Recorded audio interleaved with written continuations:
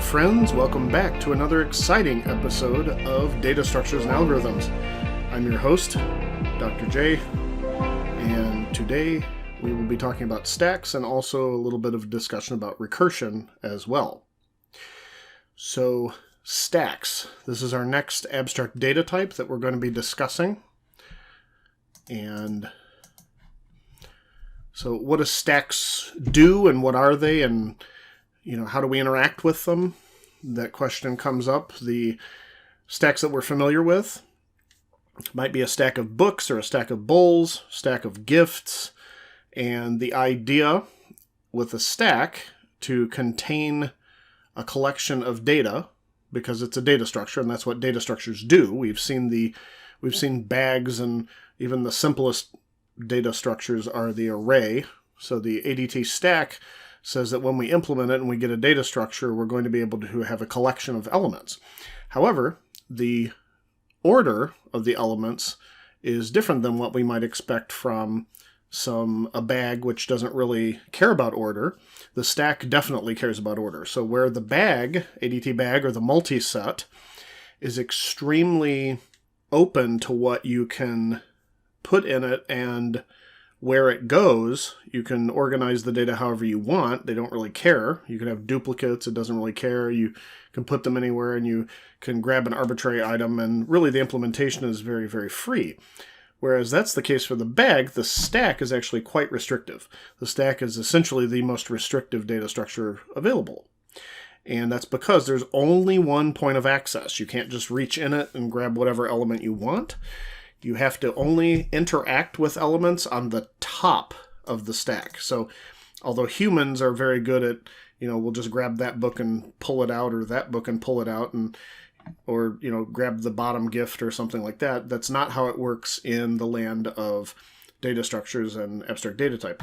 The idea is that you remove the item that is topmost only, and you can only add items to the top. So if I started with this, the big book at the bottom, that would have been the first item, and that was the top. Then put another item on it, and then that's the top, then another item, then another item. To get to that original big book that I had, you have to pull each of these items off first, because the stack is known as a LIFO, L-I-F-O, or a LIFO data structure, or abstract data type.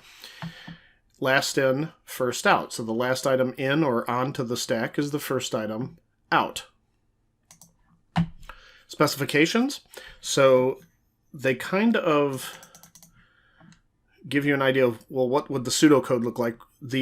Adding the item to the stack is called pushing an item onto the stack, and removing an item from the stack is called popping an item off of the stack. So you push items onto the stack, and you pop items off of the stack. Whereas I know that they had the books and the bowls and the gifts. I think probably a better analogy, if you're familiar with a cafeteria and you have the lunch trays or even dishes, there's like a spring-loaded mechanism where the trays or the dishes or what have you are kind of inside the desk, and there you can only grab the one on the top, and it's kind of protected from the outside. So the spring-loaded dishes kind of act as a decent analogy for what a stack is. So you can only remove items from the top, and you can push the items onto the top, kind of like spring-loaded, and then take items off the top, which is popping. So the kind of UML type syntax, this is saying these would be public methods, and you push an item on there, and it doesn't do anything as far as return type's concerned.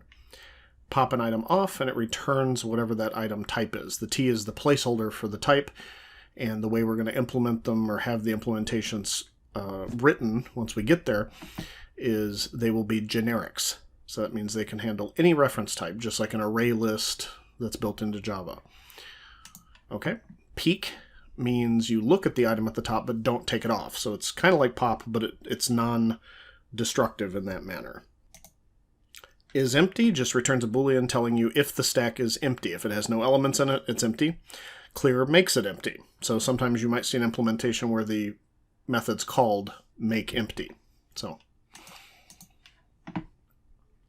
design decisions. What do you want to do when the stack is empty? What do you do when someone tries to call pop or tries to call peek? You can't pop on an empty stack because that would be violating the stack. There's nothing in the stack to pop. So what do?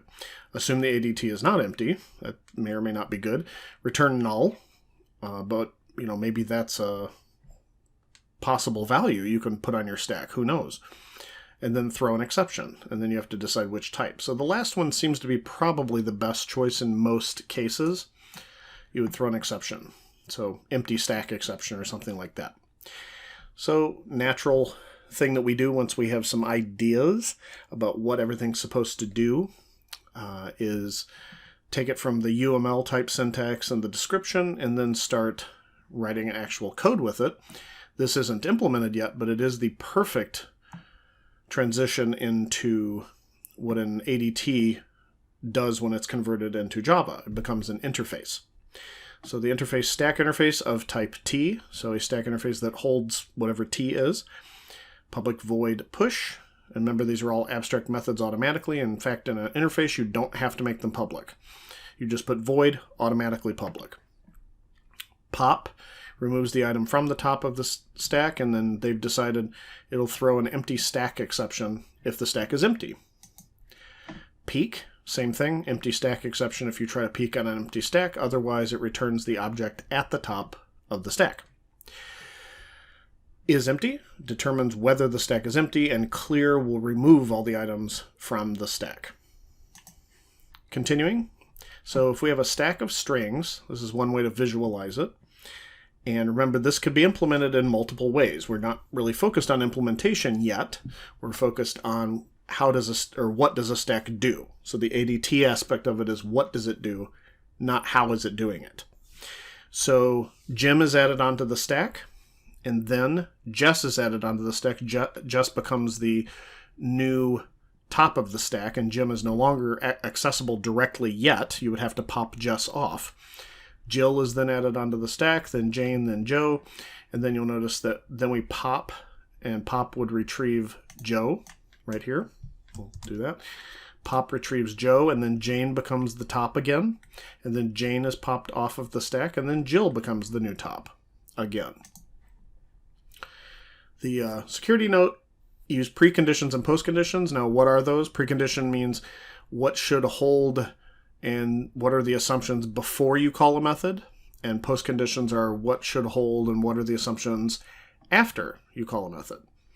Do not trust the client to use the public methods correctly. So not doing anything or assuming they won't call it on an empty stack, won't call pop or won't call peek, bad assumption. Avoid ambiguous return values. So if your stack can hold null, then null is not a good value to signal, hey, this is an empty stack. Prefer throwing exceptions instead of returning specific values to signal a problem, and that goes with the exceptions. So there's different things we can do with stacks, and one of them is processing algebraic expressions, and we have different versions of how we can write out an algebraic expression. And this is called infix. This is the one we use most often because the operator is in the middle or between the two operands. That's infix. Prefix is when you have the operator in front of its two operands we assume there's a space in between. And then postfix is space in between these. All right. So they're showing you how you can use a stack in order to determine the prefix and postfix. In this case, what they're doing is they're determining balance. Anytime you come across an open curly brace, for example, you would push it. And when you come across a closed curly brace, you pop and expect the closed curly brace. Because that's how, and then when you get to the end, if it's completely empty and there's no popping on an empty stack, then we know that the delimiters and the expressions were balanced. Compilers actually use this to determine if the syntax is right sometimes. Okay, there we go. And there's the Java implementation. We won't go through all of this, but infix to postfix conversion can also be done with stacks. There's actually something called the pencil and paper method, which is more of a human-friendly method that I will show you. But they will show you how do I convert this prefix to postfix, or infix rather to postfix and then they give you the code for it. So for infix to postfix, what I'm going to do is I'm going to actually show you the pencil paper method, and then hopefully you'll be ready to do that if you have to on a test or something like that. So we'll do that. Okay, so let's look at how we might do the pencil and paper technique. So maybe we'll bring up Notepad++, and we'll zoom in just a little bit here. And the pencil and paper technique looks like this. If I have a plus b times c, and I want to convert this infix to postfix, I can, all you have to do is start by putting parentheses around the order in which you do the operations. Now you might think, why is this task even useful? Well, one of the things is certain software, some of it's just an exercise really, but there is certain software that can interpret the postfix faster, and it doesn't use any parentheses. Actually, you don't need parentheses in postfix itself because it's not ambiguous. Like this is ambiguous. You have to know that multiplication comes before addition, whereas with postfix there's no ambiguity. So what we do is we start with this a plus b times c. So I have that, and I start by putting parentheses around the first operation I would perform. If it's already in parentheses, you leave it, but we have to put that there even though this is redundant. And then after that, you would do a plus whatever this result is, so that gets a set of parentheses also. And then once you do that, you then move the operators to the very end of the set of parentheses that they belong to. So the plus goes over here, and the multiplication goes over there. So I'm going to copy and paste this. The plus gets moved over here, and the multiplication inside of its parentheses gets moved there. Keep one single space in between those, and then delete the parentheses. And there, my friends, is the postfix of the above. Right? That's the postfix. Let's do one more. So this is one of the techniques that you need to know. How do I convert infix? How do I convert infix to postfix? Right? Pencil and paper technique. Now, let's do something a little bit more complicated. We'll say a times b divided by c plus d. We'll say d minus e. Okay. So how do we start here? Let's do this. We start by putting parentheses around the first thing that we would do, so I'm going to copy this. And the very first thing that we would do would be this, but it already has parentheses, so we're good with that. The next thing, we would put parentheses around this. And then once that was done, you would put the parentheses around and perform this operation here, right there. And then you would perform addition last. So I put a parenthesis there and a parenthesis there, and that whatever this comes up with would be added to whatever this comes up with. And now I'm going to copy this again, paste it down here. And what we're going to do is we're going to move the operators to the end of each of these sets of parentheses. Oops. I think I got insert on. There we go. That's what happened. Okay, so that was a multiplication. We put that over here. We put the minus over at the end of its set of parentheses, and the plus at the very end there. So that's the intermediate step there. And then I go here, and you remove all of the parentheses and evenly space everything. There you go. That's what we got. So infix to postfix is the first technique that you should know. The second thing that you need to know is how do I solve postfix? And the answer is when you read an operand, add to stack. When you read an operator, pop last two items off of the stack and perform operation then push result onto the stack again. Okay, and then you're done when your string to evaluate is done.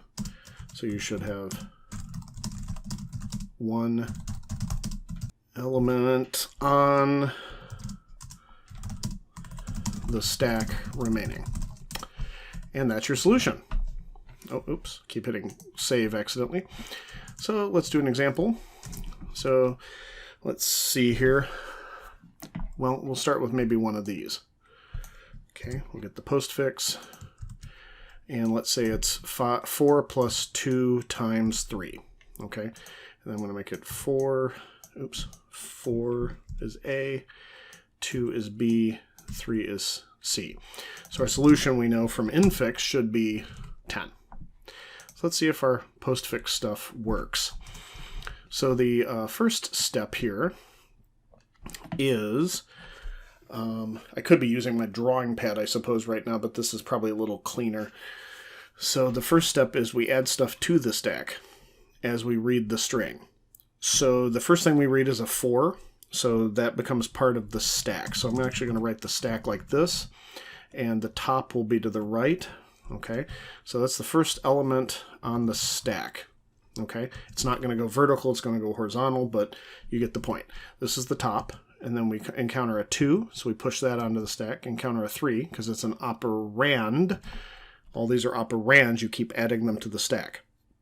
Now, since we've now encountered an operator, we pop the last 2 off, so you get a 3, and then a 2, but you make the second thing you popped off the second argument. Or operand, rather. Okay, so you pop the 3, make that the second operand, and then the 2 and make that the first, if we were looking at this as infix. It would be the same thing really with postfix, but I hope you get the point. This makes a difference if it's division, for example, or subtraction. So 2 times 3, the result is 6. So what do? We have those are no longer in the stack. We push the result from that operation onto the stack. And now we read the final symbol, which is plus. We pop the 6 off, which is the first thing, and then we pop the 4 off, which is the second thing that we popped off, and then add them together. And that results in 10. And then you push that result back onto the stack, and that is our result. Right? So what about this guy? Let's see what we can get with this. So here's a second one, and we'll just use this since it's readily available. We've got the postfix version down here. So prefix, and then postfix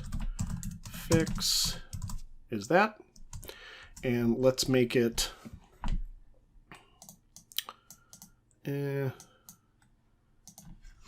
we'll say it's 2 times 4, no, 2 times 6 divided by, we'll say C is 3, so 2 is A. So the C is 3, D we'll say is 4, and E is, we'll say 1. So this should be 12 divided by 3. That's 4 plus 3, so that should equal 7. So let's see if this works. There's our stack. Push a 2, push a 6. Then we come across a multiplication symbol, so we pop both. So you have the 6, and then the 2. So we'll switch those. Empty stack now. And perform the multiplication. You get a 12, and that gets pushed back on to the stack. Then we get a 3, so that 3 is right here. Then we encounter the division operator. You pop the 3 and then pop the 12. Make that the first operand. Then perform the division. 12 divided by 3 is 4. So we get 4. And then you encounter another 4, encounter a 1, and then you encounter a minus. So you pop the last 2, 1 and a 4.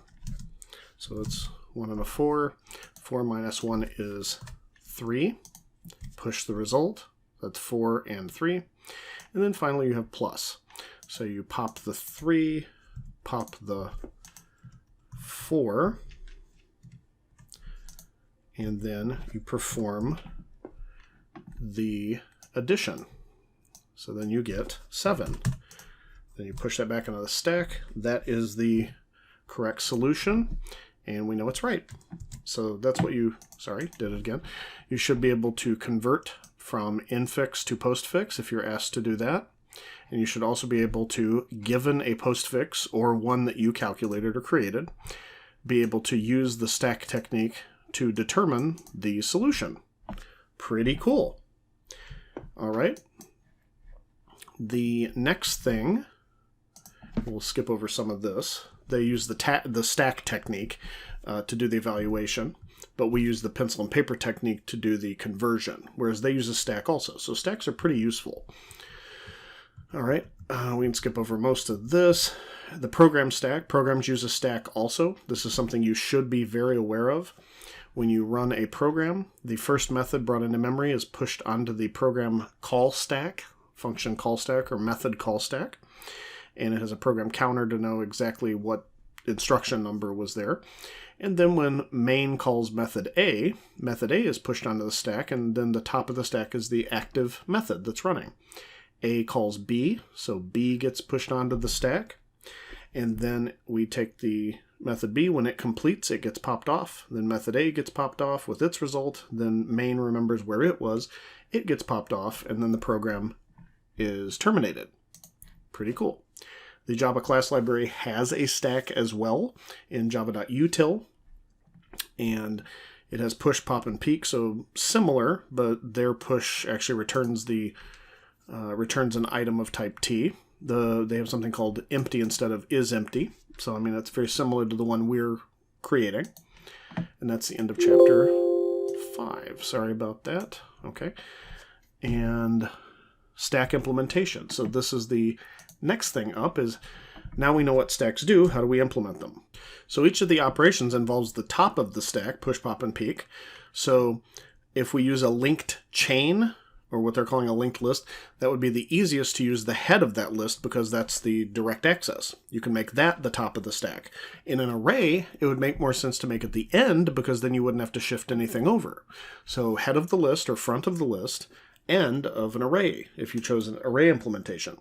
So with a chain implementation, the top node would point to the first node, and that would represent the top of the stack visually. And then the next node in line would be, if this one gets popped off the stack, it would bypass it, and we'd get this one, right? So that would be the new top. And then the last item right here, that's on the bottom, that would be this one, and then that one points to null. So we're just coming up with ways to look at how do we do an chain version of the stack, or a chain implementation of the stack, right? So with linked nodes. So this is how the code might look. You might track the top node. We don't call it first because visually we think of it as top, but really at the end of the day it's the same thing. An empty stack would have top node set to null. There's the internal node data right here, just like we had, or similarly to what we had with the bag. You have data and then next, same thing. We're just controlling how the data is accessed differently.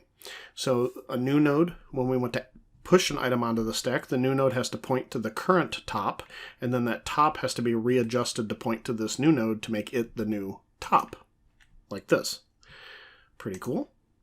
How does push work? Well, we get a node, and we pass in the new entry, and then pass in top node, because remember, the way node works with this constructor is it sets whatever second argument you pass here as the next. And then you set top node equal to the new node. So remember, you're not copying a node here. You're copying the address. You're saying this new one I just made that's now pointing to what the current top node is, I want to make my top node that new node because that's the new top. So I'm copying the address over it.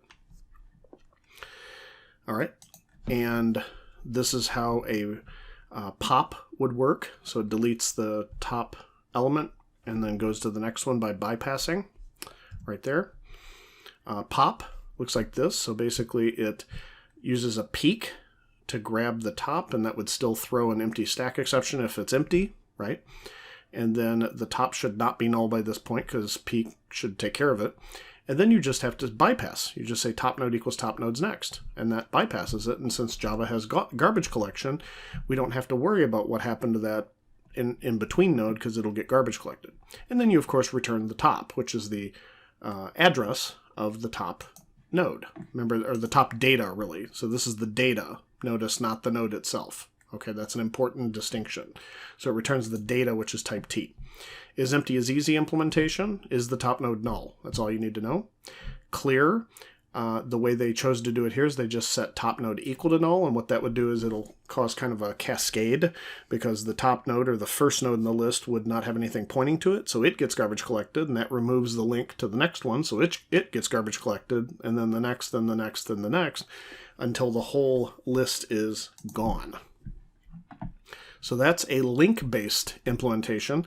What about our alternative, the array-based implementation? The end of the array is actually easiest to access, so let's make this the top of the stack. Now, could you switch these? Sure, you could, but it would make it a whole lot more difficult to code, and there'd be no reason to it because it's less efficient in terms of coding and in terms of performance. So the first entry is the bottom of the stack, and then whatever the top of the stack is, that would be the last entry. So what if we chose to try to track the bottom index? Well, if you did that, then this is kind of backwards of what we need, right? So it's not really a good choice. This is a much better choice. So as we add the elements, the array grows this way, so it makes more sense to do this, because when we want to bypass this one, we just go down one, no shifting is involved. If we had 100 elements, then we'd have to shift every single item over if we chose this implementation. So that would be a bad implementation. So tracking the top index, just like we tracked the top node, is a better implementation. So here's the array-based implementation, similar to what our bag had in it. If you need to refer back to the bag lecture, please do that. So with the array-based implementation, you can see that we have something similar to what we had with the array-based bag implementation. So we still have a stack up here, or an array named stack rather, the top index in this case. And when we initialize this is passed into the constructor, and you'll notice that we create an array of objects, and then it gets casted to whatever type T is. That's just the safe way to do it properly.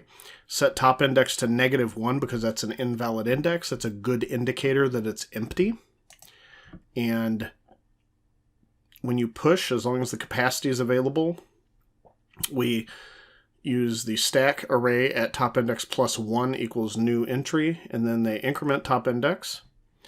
So ensure capacity is just if the top index is equal to the stack length -1, we double its size, so it prepares it for the next round, or for us to add an item. So the new length is 2 times the stack length, and as long as that capacity is below the absolute maximum we're allowing, we set stack equal to arrays.copyOf. That's a nice little handy method that takes the old stack and the new length, creates a new array of that new length, and copies all the elements from the old stack into the new stack, or the new array rather, and then returns the address.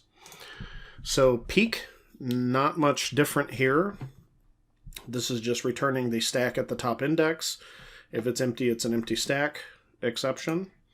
And same type of situation here. They set the old element to null, or the old address to null, so that nothing will be pointing to that piece of data that is no longer there when we pop, right? So we grab the element from the top, but this point, there's actually two references pointing to the object that have the address of the object. This variable top, which gets returned, and also the stack itself. So even though what happens here is we reduce the top index, if we didn't do this little step here where we set it to null, we'd have a little bit of a problem.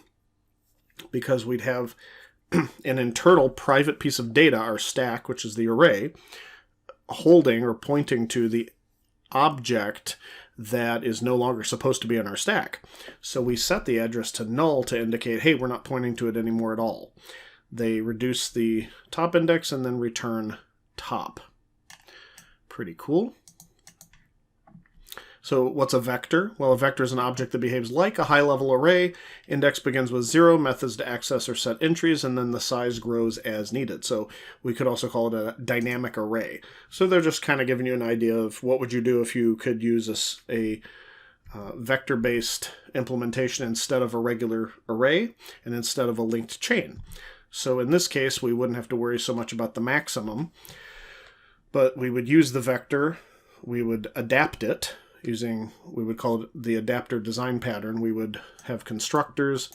For the vector, we have add, remove, and clear that we can use. And even though this behaves a lot like an array, we could actually treat it in such a way that it actually holds the elements like a vector. And furthermore, or not a vector, I'm sorry, like a stack. So we take the vector and then we use it like a stack. So we control how the elements are accessed. So they go in here. There is a vector type in Java, and it acts in some ways. It's very similar to an array list in a lot of ways. But they go through here and use our vector stack. So they're just showing an alternative implementation. That's really the idea here. So the takeaway here is we can actually adapt a more complex data structure that already exists and maybe is more fluid and open compared to our stack that we need, and we use it in a particular way. So when someone pushes an item onto our vector, or onto our stack rather, we use our vector element that we named stack to add the element new entry, and when it's removed, we get the last element. So vector has last element as one of its methods, and it returns the last element with peak. With pop, we just basically return stack.remove stack size -1. What this does is it grabs the element at the end, because that's the index we passed in, and returns that. But before it does that, it actually removes it out of the internal structure that the vector is holding. And you can bet the vector is not anything magical. It's not fairy dust or any built-in stuff in Java. Vector is someone implemented this using an array, for sure. So they basically have the dynamically resized array like we had, or we showed earlier, but they're doing the work for us. And now they're showing us how do we implement our data structure, or how do we implement our abstract data type as a data structure using a vector. And that's pretty cool. So isEmpty, very simple, and same thing with clear. You have isEmpty and clear. On both of these, it's basically what we would call a pass-through method. It just says, hey, you do all the work, and you just call it. So we're using what's called the adapter design pattern. So that's the stack implementations. Very quickly, this should be something that is not new to you, so you should be at least familiar with what recursion is. I won't spend a ton of time on this, but this covers a lot of information in these slides. If you're not familiar with it, I would say definitely spend some time with it if you're a little rusty on what recursion is. But the analogy they use is, consider hiring a contractor to build something, and then he hires a subcontractor, and then that subcontractor hires a subcontractor to do a smaller portion of the job. I don't necessarily like that analogy, because that would be pretty much any method. It's not just recursion. It could be any method call, because if you're a contractor, you might hire someone to do the electrical, someone to do the plumbing, and someone to do the masonry, and then your company does the carpentry or something like that. That would be a possibility, but those are all different. Recursion is when the problem is the same, but you make it smaller. So the way to count down from 10 using recursion would be, you would say 10 and then tell your friend, hey, you count down from 9. they say 9, and then this person counts down from 8. They say 8, and that's countdown from 7. Several friends later get to the end and then say, I'm done. Now, it's a lot more efficient using a loop, but you can do it with a recursive set of recursive calls. So this is what countdown looks like if it were recursive. Given an integer, you print that integer, and as long as that integer is greater than 1, you call countdown, which is the same name of the method we're in, at integer minus 1. Now this is using a selection control statement, but it's overall simulating what a repetition control statement does. And that's what recursion does a lot. So recursion is a problem-solving process. It breaks a problem into identical but smaller problems. That's why I don't like the contractor analogy, because of the differences in subcontractors you might hire. A method that calls itself is a recursive method. The invocation, or the actual call, is the recursive call or the recursive invocation. That's when the method calls itself. You could also have indirect recursion, which is a lot more rare, but it's like if method A calls method B, and then method B calls method A, which calls method B, and et cetera, et cetera. That's indirect recursion, but it's still recursion. But usually direct recursion is the type that we'll see. So method must be given an input value of some sort. You can't really do it very well without an input value. Method definition must contain the logic that involves this input and leads to different cases. Just like a loop, we want it to end eventually. Otherwise, you'll get something analogous to infinite loops called infinite recursion. We don't want that. So one or more cases have to provide a solution that does not require recursion. Those are called base cases, so you need to know that. And then one or more cases must include a recursive invocation. So at a bare minimum, for a recursive method or recursive function in other languages you might call it, a recursive method, you have to have at least one case that's a base case and one case that's a recursive case for it to be recursive and work. So iterative methods contain a loop. Recursive methods call themselves, and some recursive methods might also contain a loop and call themselves, but you have to be very, very careful. When you see a while in your loop, recursive thinking is a little bit complex sometimes. Make sure you didn't mean to use an if statement instead. So, tracing the recursive method might look like this. Display the value 3, and then you call, so that's the printing, display value 3 and call countdown to 2, so it's the same method name. But remember, even though you're calling the same method, it creates a different or new activation record, or what we call a stack frame.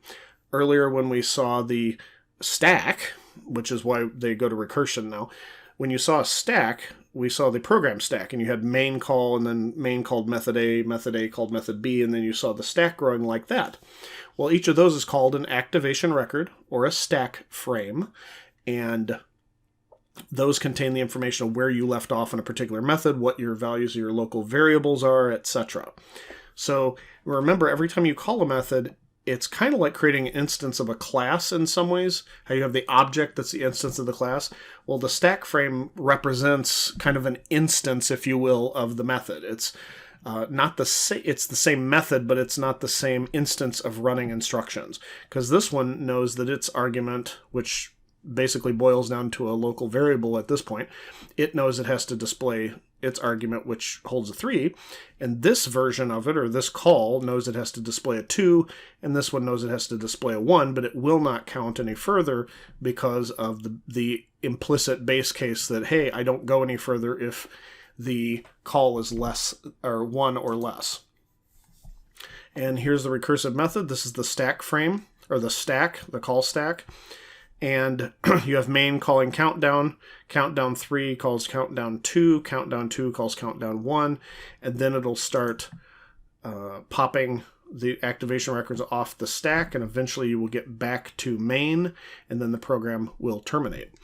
As a side note, if you have a bunch of method calls in your application and it doesn't work anymore because you run out of memory, that is called a stack overflow, which is why the website that you go to get made fun of by 12-year-olds in their mother's basement that know a lot about JavaScript. That's why that company is called Stack Overflow. It's kind of a play on words. All right, so Yeah, so then it explains activation records and stuff. So the activation record contains the address of the instructions that are being executed, so the method basically, but also local variables and things like that. That's why we say when you create local variables and primitives and things like that, they live on the stack. So here's a recursive method that returns a value. There we go. I think I saw that and then that. That's interesting. So many jokes I could make. Anyway, so public static int sum of, you pass n to this. Obviously, this, again, would be much more easily implemented with a loop, and it would also be more efficient. You wouldn't normally implement this using recursion. So why do we learn it? Well, it's to understand problems, and some problems and their solutions are innately recursive, and sometimes you can take the recursive solution and then find a way to convert it to an iterative approach. So you won't need to use recursion, and it'll make it more efficient. But some problems are just easier to learn and easier to understand recursively. This isn't necessarily one of them that's naturally recursive, but it does give you an idea of how this works. So this is the summation. In math, the summation symbol from I equals 1 to some value n of I. That means you sum each value I all the way up to n. So 1 plus 2 plus 3 plus 4 plus 5, etc. The way they did this is they're starting at n. If we ever get to 1, we just set sum equal to 1, and then it skips over and returns that 1.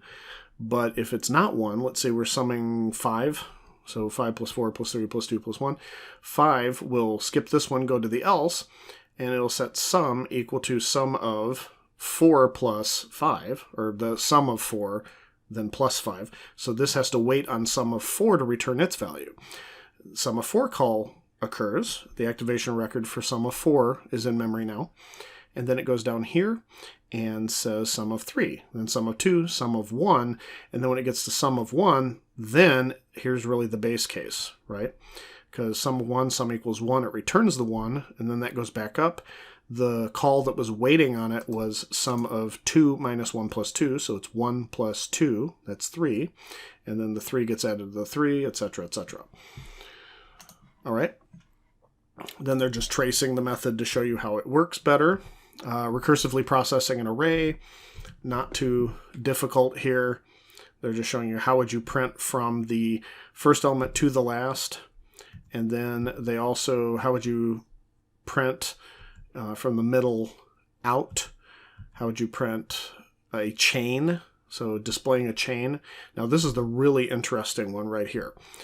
The way they did this, if I asked you if you have a singly linked plain old chain, linked chain that we've dealt with before, and I wanted you to print it forward, you would say, oh, I can use a loop. That's pretty easy. I'll use a walker variable that'll hold the address of the first element, then the next, and it'll print as it goes along. If I asked you to print it backwards, it's not like an array. It's not as easy. So this one would be the recursive version of displaying the chain starting at the first node, and you'll notice that it says node1.get next. The very first call to display chain passes in first node. But remember, these are making copies. So it makes a copy of that address, and as long as we're not at null, that's the implicit base case here. When we get to null, it'll stop. So it prints out the element, and then goes to the next element, makes another call to the next element, next element, next element, prints all the elements out. Now, how would we do it backwards, though? If I say print the chain backwards, that's really difficult unless you have, instead of just a next reference to the next node, you'd have to have a previous reference. Then you could use a loop. But you can't really do it easily traversing a singly linked chain without using some really awful algorithms without recursion. Recursion makes it really easy right here. And the way it does it is instead of putting the print statement above, it puts the print statement below. So the way this works, if you think about it, if this is the first node, which is passed in as node 1, it's not null, it calls the recursive call before it actually does any printing. So this call has to wait. In the very first call to display chain backwards, it has to wait on the next call, and then the next call, then the next call, and it goes all the way until it gets to null, and then it kind of cascades back up. So it actually will end up the very last thing that was on the call stack recursively will be the last element in the chain. Then it prints out, and then it goes back up to the next one. Then it prints out the second to the last, then the third to the last, etc., until it gets to the beginning. Now, how could you simulate this if you didn't want to use recursion? How could you do this in an iterative fashion? Well, the way this is working is not because recursion is magic, it's because recursion uses a stack. Recursion uses the call stack. You can implement or use your own stack or someone else's stack that they implemented. The one that comes with Java would be fine. And all you'd have to do is, as you walk the linked chain, you push the data, copies of the data as you go along until you get to the end, and then you use that stack that now has the very last element at the top. You print it, peek, print it out, pop it, peek, print it out, pop it, da-da-da-da-da-da-da, all the way down. And that's exactly how you would do it without recursion. That's really cool. So, we can skip this stuff, some of that's crazy. Simple solution to a difficult problem. They tell you how do we solve the Tower of Hanoi problem. If you haven't dealt with the Towers of Hanoi, you can go to Tower of Hanoi. Okay, Math is Fun is a good website. There we go. So with 3 disks, we could do this.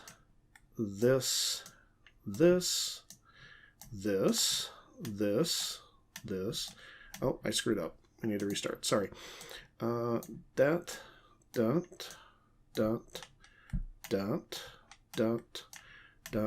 and dot. There we go. So that's the minimum number of moves you need to solve the 3-disk problem. This is actually an exponentially complicated game. So there's 3 sticks, and these are supposed to be like disks. If they were 3-dimensional, they'd be kind of like donuts. And the rules are you can only move the smallest or the top disk at a time because they're kind of like stacks, right? And then you can move any disk to any other pole as long as you're not moving a disk onto one smaller than it. You can move onto one larger than it, but not one smaller than it. So let's do the 4-disk version. And this one, okay, well, the minimum number of moves is going to be 15.